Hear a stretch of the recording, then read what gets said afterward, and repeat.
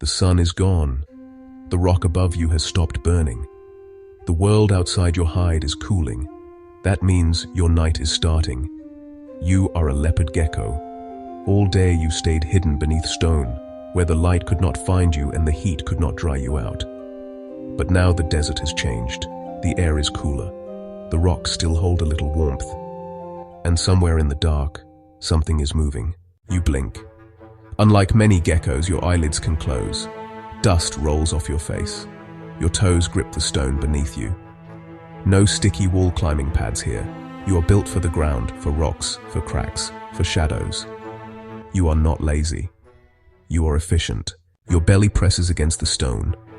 Warmth moves through you slowly. Your muscles wake up. One step, then another. Outside, the world is enormous. Every pebble is a hill. Every dry leaf is a roof. Every shadow could be shelter or danger. Then you see it. A tiny movement ahead. A cricket. You freeze.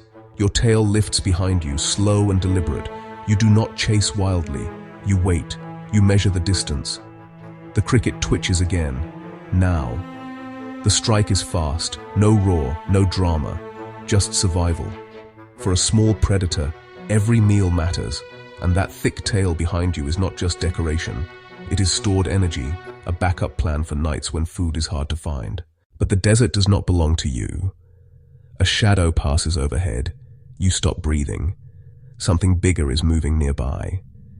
You turn and vanish between the rocks, pressing your body into a crack so narrow that the world disappears. Out here, confidence gets you killed. Patience keeps you alive. Field note. This is why a leopard gecko's environment matters so much. In the wild, it doesn't need a tank. It needs choices. Warm places, cooler places, dry shelter, humid shelter, rough surfaces, and hiding spots.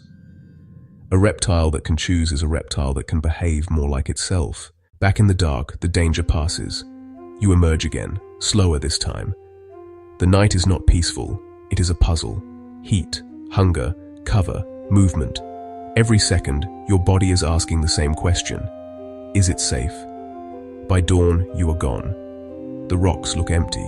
The desert looks still. But beneath the surface, behind the stone, inside the cracks, a tiny hunter waits for night. Today, you survived as a leopard gecko. Next time, what should you become?